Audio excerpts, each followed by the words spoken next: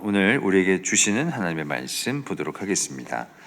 신약성경 마태복음 14장 22절로 33절까지의 말씀입니다. 제가 준 신약성경 24면에 있는 마태복음 14장 22절로 33절까지의 말씀을 저와 여러분들이 함께 교독드리도록 하겠습니다. 예수께서 즉시 제자들을 재촉하사 자기가 무리를 보내는 동안에 배를 타고 앞서 건너편으로 가게 하시고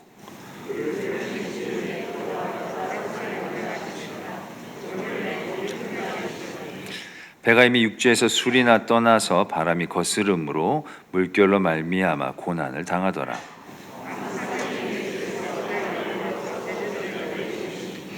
제자들이 그가 바다 위로 걸어오심을 보고 놀라 유령이라 하며 무서워하여 소리 지르거늘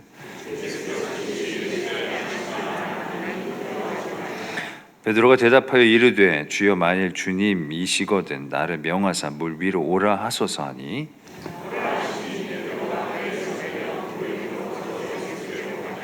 바람을 보고 무서워 빠져가는지라 소리질러 이르되 주여 나를 구원하소서 하니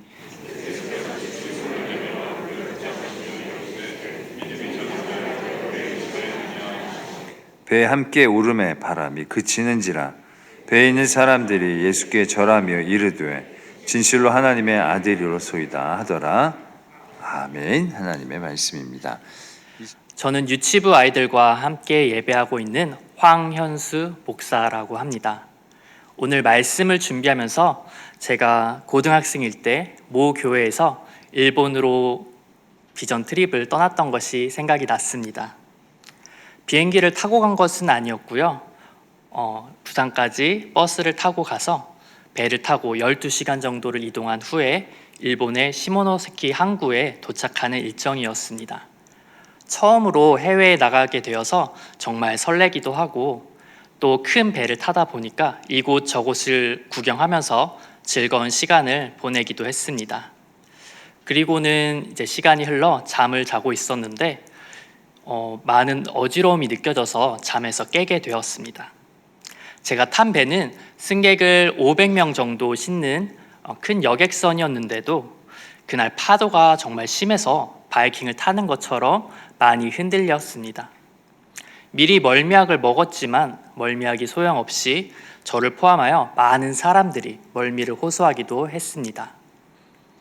도착할 시간이 지나고 창문으로 저 멀리 땅이 보이는데 파도가 심해서 입항을 하지 못하고 2시간 정도를 더 떠 있다가 도착하게 되어서 정해진 일정을 변경할 수밖에 없었던 그런 기억이 있습니다. 흔히 인생은 배를 타고 항해하는 것과 같다는 말을 합니다. 저는 일본으로 가는 그 배 안에서 그 의미를 아주 조금이나마 알게 되었던 것 같습니다. 배를 타고 항해한다는 것, 인생이라는 것 자체가 언제 어떻게 될지, 어떤 일들이 펼쳐질지 모른다는 말일 것입니다. 우리의 삶이 날씨가 좋고 파도가 잔잔한 때라면 항해가 더없이 즐겁겠지만 제가 만났던 것 같은 파도를 또 여러분의 삶 속에서 저와 같은 파도를 느꼈던 적이 있다면 그 상황은 너무 두렵고 무서웠을 것입니다. 나에게 왜 이런 일이 일어났을까? 도대체 이 일을 어떻게 해결할 수 있을까? 우리의 삶에 광풍과 같은 고난의 순간이 찾아올 때면 내가 얼마나 연약하고 부족한 존재인지를 깨닫게 됩니다.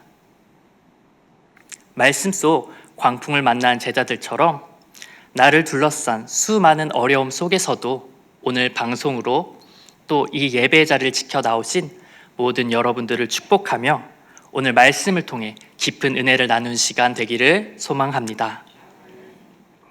오늘 본문은 오병이어 사건이 일어난 바로 다음의 이야기입니다.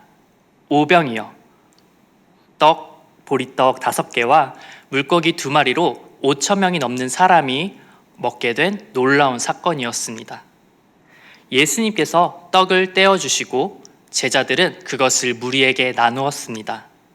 제자들은 이전에도 예수님께서 행하신 몇몇 가지의 많은 기적들을 보았지만 그전과는 비교할 수 없는 정말 많은 사람들이 함께 경험한 이런 기적은 처음이었습니다. 게다가 자신들의 손으로 이어진 이 기적의 체험을 통해 제자들은 많은 생각을 하게 되었을 것 같습니다. 누군가는 정말 하나님의 아들, 우리가 기다리던 메시아구나 라고 생각했다면, 또 어떤 사람은 내가 예수님과 함께 한다면 어떠한 이익이 있을 거야 라고 생각했을 수도 있을 것 같습니다. 그때 모인 사람들의 생각을 엿보면요, 같은 이야기를 담은 본문 요한복음 6장 15절에 요약해서 말하겠습니다. 예수께서 그들이 임금으로 삼으려는 것을 아시고 다시 혼자 산으로 떠나가시니라 라고 기록하고 있습니다. 예수님의 기적은 어떤 환상과 놀라움을 경험하는 것에 있지 않습니다. 온 세상을 구원하기 위한 것에 그 목적이 있습니다. 그래서 본문 22절 말씀에 즉시 제자들을 건너편으로 가게 하시고, 그리고 모인 무리도 모두 돌려보내십니다. 그리고 예수님께서는 홀로 산으로 올라가 기도를 하십니다. 한편 제자들이 탄 배는 육지에서 수리를 떠나 있었고 바람을 거스름으로 물결로 인해 큰 고통을 받고 있었습니다. 이곳 갈릴리 바다는 지리적으로 차갑고 건조한 북풍과 또 따뜻한 남풍이 만나 기상 변화가 심하고 광풍이 자주 일어나는 곳으로 어부들에게 큰 위험을 주는 곳이라고 합니다. 그리고 사경에 예수님께서 제자들을 찾아오셨는데, 사경은 오전 3시에서 6시 사이의 시간으로 아직 어두운 캄캄한 새벽을 상상해 보시면 됩니다. 광풍과 싸우느라 정신이 없는 상황에서 저 멀리 희미한 형체가 다가오는데 새벽이라서 잘 보이지 않고 제자들이 무서워서 유령이다 하고 내뱉을 만한 상황이었을 것 같습니다. 광풍 속에서 자신들에게 찾아오는 죽음을 느꼈기 때문에 예수님을 유령이라 생각했을 수 있을 것 같습니다. 그때 예수님께서 말씀하십니다. 안심하라, 나니 두려워하지 말라. 예수님께서는 무서워 소리 지르는 제자들에게 즉시 이르시되 안심하라, 나니 두려워하지 말라고 말씀하셨습니다. 안심하라, 말씀하신 분이 누구십니까? 예수님, 우리의 예수님이십니다. 인간의 몸을 입고 이 땅에 오셔서 온 세상을 구원하시고자 죽으시고 또 죽음을 이기시고 부활하신 그 예수님, 예수님께서 함께 하시는데 우리는 왜 매번 두려워하게 되는 걸까요? 제자들이 바람과 파도로 인하여 괴로워하는 것처럼 우리도 어렵고 힘든 일을 만나게 되면 괴로워하고 힘들어하게 됩니다. 사경의 새벽이 어둡듯 우리의 삶이 어두워 앞이 보이지 않는 것만 같을 때도 있습니다. 그럴 때면 주님은 나와 함께 하시지 않고 나와는 멀리 떨어져 계시는 것처럼 느껴질 때가 있습니다. 예수님은 내 고통을 아실까? 예수님은 어디에 계시는 걸까?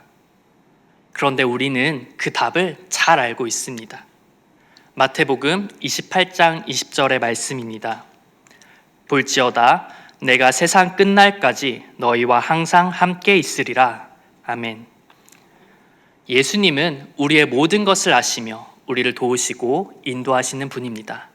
우리 예수님께서는 우리의 가장 절망적인 순간에도 우리를 끝까지 항상 함께 하시는 분임을 믿으시기 바랍니다. 이어지는 28절을 예수님을 본 베드로가 말합니다. 주여, 만일 주님이시거든 나를 명하사 물 위로 오라 하소서.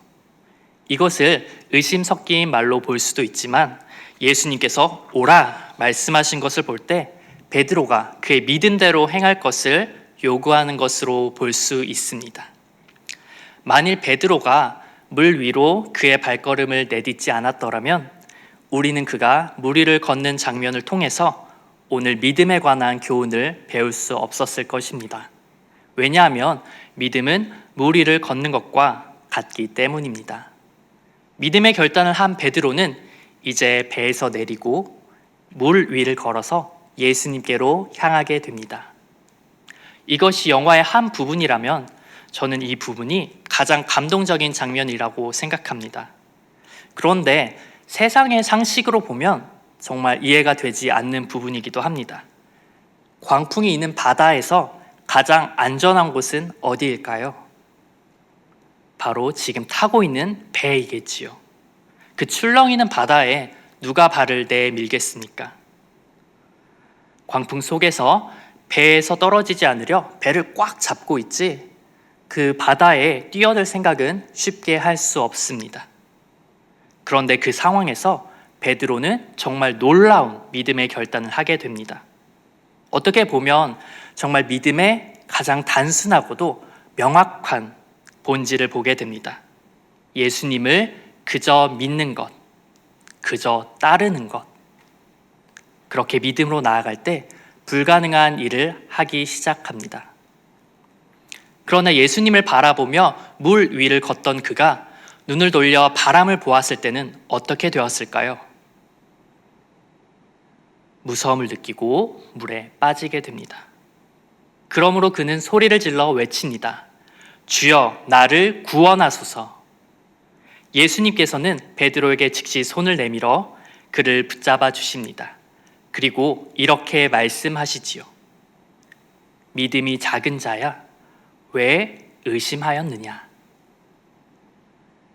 믿음이 작다는 표현은 어떤 문제나 상황을 주님보다 더 크게 보고 두려워하며 걱정하여 온전히 주님을 신뢰하지 못하는 의심하는 것을 말합니다. 마태복음에서는 예수님께서 믿음이 작은 자라고 말씀하신 것을 더 찾아볼 수 있습니다. 마태복음 6장 30절입니다. 오늘 있다가 내일 아궁이에 던져지는 들풀도 하나님이 이렇게 입히시거든 하물며 너일까 보냐 믿음이 작은 자들아. 8장 26절입니다. 예수께서 이르시되 어찌하여 무서워하느냐 믿음이 작은 자들아 하시고 곧 일어나사 바람과 바다를 꾸짖으시니 아주 잔잔하게 되거늘. 16장 8절. 예수께서 아시고 이르시되 믿음이 작은 자들아 어찌 떡이 없으므로 서로 논의하느냐. 17장 20절입니다. 이르시되 너희 믿음이 작은 까닭이니라. 진실로 너희에게 이르노니 만일 너희에게 믿음이 겨자씨 한 알만큼만 있어도 이 산을 명하여 여기서 저기로 옮겨지라 하면 옮겨질 것이요 또 너희가 못할 것이 없으리라. 아멘. 이 본문들을 통해 우리는 명확하게 알 수 있습니다. 어떤 문제나 상황에 염려하지 않고 오직 예수님을 믿음으로 모든 것이 가능해진다는 것입니다. 믿음은 예수님이 누구이신지 정확하게 알고 세상의 모든 일, 모든 문제보다 예수님을 크게 보는 것입니다. 오늘 예수님께서 베드로에게 말씀하시듯 우리에게도 똑같이 말씀하십니다. 믿음이 작은 자여, 왜 의심하느냐? 이것은 예수님께서 우리를 책망하는 것이 아니라 의심에서 믿음으로의 변화를 요구하고 계시는 것입니다. 나를 믿기만 하면 광풍 속에서도 물 위를 걷게 되듯 너희가 못할 일이 없을 텐데 왜 의심하느냐? 왜 두려워하느냐? 그때 저는 이렇게 고백하고 싶습니다. 네, 예수님, 저는 믿음이 작은 자입니다. 그래서 의심합니다. 그래서 두렵습니다. 그러나 예수님께서 나와 함께 하시기 때문에 걸어갑니다. 이제 용기를 내어 도전하겠습니다. 두렵고 무서운 나를 둘러싼 모든 상황 가운데 이제는 예수님을 바라보고 한 발 내딛어보는 모든 성도 되시기를 소망합니다. 이어지는 32절입니다. 예수님이 배에 오르시자 비로소 바람이 그치게 됩니다. 이전에도 바람과 파도를 그치게 하신 적이 있지만 제자들은 크게 놀라며 진실로 하나님의 아들이십니다. 고백하게 됩니다. 유대인인 제자들에게는 이것도 큰 믿음의 고백이라 생각됩니다. 그런데 이것을 보면요, 제자들의 모습이 우리의 모습과 많이 닮아 있다고 느끼게 됩니다. 우리가 기도 가운데 어떤 문제가 해결되었다고 느끼면 예수님 정말 살아계시는군요. 예수님 감사합니다. 이렇게 고백하는 것처럼요. 어떤 진행하던 프로젝트가 잘 되고 계약이 잘 되고 시험에 합격하고 대학에 합격하고 직장에 들어가게 되고 질병이 고침을 받는 것처럼 문제가 해결되는 것은 정말 큰 축복이고 은혜입니다. 하지만 우리가 말씀을 통해 기억해야 할 것은 문제가 해결되는 것만이 은혜가 아니라 광풍 속에서도 예수님이 나와 함께 하시는 것 자체가 은혜라는 사실을 발견하시기 바랍니다. 우리는 믿는 만큼 보게 되고 믿는 만큼 경험하게 될 것입니다. 거친 풍랑 가운데 예수님을 믿고 나아갈 때 내 상황이 여전히 풍랑과 같고 이에 두려워 의심하여 물에 빠지듯 깊은 절망 속에 잠겨갈 때라도 포기하지 않고 끝까지 믿는다면 나를 붙잡아 건지시는, 나와 끝까지 함께 하시는 예수님을 반드시 경험하게 될 것입니다. 요한복음 16장 33절의 말씀입니다. 이것을 너희에게 이르는 것은 너희로 내 안에서 평안을 누리게 하려 함이라. 세상에서는 너희가 환난을 당하나 담대하라. 내가 세상을 이기었노라. 아멘. 우리가 예수님을 믿는다고 해서 나의 인생의 광풍이 사라지지는 않습니다. 코로나 바이러스의 위험, 그에 따른 경제적, 관계적 어려움들, 몸과 마음의 질병, 내 가족, 사업, 직장, 학업, 진로, 여러 가지의 이유로 예배하기 위해 이 자리에 나와 있는 지금 이 순간조차 각자에게 말 못할 어려움이 있을 줄 압니다. 우리의 삶에서 언제 어떻게 광풍이 찾아올지 모르기 때문에 내가 아무리 경험이 많고 실력이 좋다 해도 나에게 닥치는 문제나 상황은 피할 수 있는 것이 아닙니다. 그러나 광풍이 찾아와도 우리가 견디고 버틸 수 있도록 대비할 수는 있습니다. 예수님을 믿는 것, 내가 사나운 광풍을 만나 고난 중에 있을 때 나에게 찾아오실 것을 믿는 것, 내가 두려움에 빠져 있을 때 나를 붙잡아 건지실 것을 믿는 것, 그래서 내가 너무 두려움에도 예수님을 따라서 풍랑이는 바다에 한 발 내디딜 수 있음을 믿는 것, 오늘 그 믿음으로 나아가는 모든 성도 되시기를 소망합니다. 기도하겠습니다. 하나님, 우리와 늘 함께 하심을 깨닫게 하시니 감사합니다. 오늘도 나를 둘러싼 많은 문제와 상황 가운데에서도 내가 의지할 수 있는 분이 나의 주님이심을 감사합니다. 말씀을 따라 예수님을 바라보며 오늘도 한 발 더 내딛어 믿음의 도전을 이어나가도록 나를 도와 주옵소서. 예수님의 이름으로 기도드립니다. 아멘.